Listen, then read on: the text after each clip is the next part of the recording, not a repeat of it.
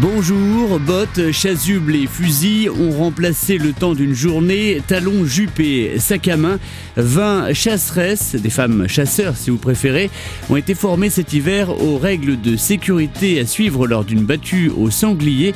Formation dispensée au Bois de la Vente à Joué-sur-Erdre par la Fédération départementale des chasseurs. Toutes les formations qu'on a effectuées jusqu'alors, aucune femme n'avait déjà participé à ce genre de formation. Donc on a fait une journée spéciale femmes, où là on forme des responsables de chasse sur la sécurité à la battue, ce qu'il faut faire, les consignes à respecter et les conseils pour que la battue se passe dans le mieux possible, quoi. Le Bois de la Vente, ici, c'est un centre de formation où on organise les formations du permis de chasser surtout, et formations de sécurité en battue, ce qu'on fait aujourd'hui.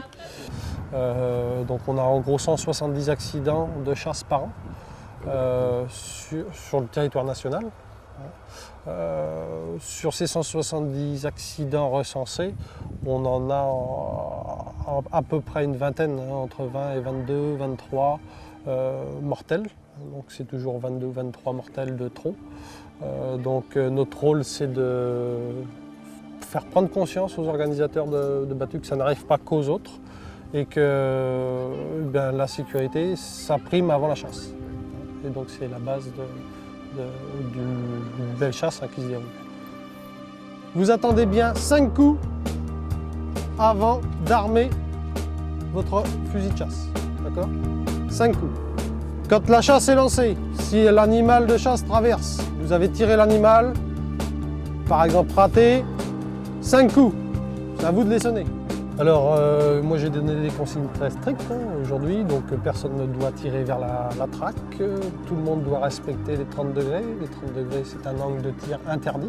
C'est une zone de sécurité parce que les 30 degrés, statistiquement, c'est une zone dangereuse en cas de risque de ricochet. D'autres consignes ont été données avec des codes de sonnerie différentes, où personne ne doit armer, par exemple, son arme de chasse tant que je n'aurais pas donné l'ordre de commencer à chasser. Parce que j'ai rappelé aussi qu'on n'est pas en journée de chasse commerciale, donc on n'est pas là pour faire du tableau, on est là pour se former au mieux. Donc si un animal passe trop vite et qu'on n'a pas de temps de tirer, c'est pas grave.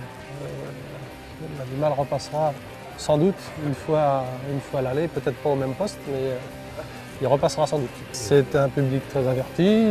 J'ai reconnu des chasseresses qui ont leur permis de chasser depuis peu et certaines qui chassent déjà depuis plus de 20 ans. Elles sont aussi très respectueuses, j'imagine, des consignes, au moins de mes explications.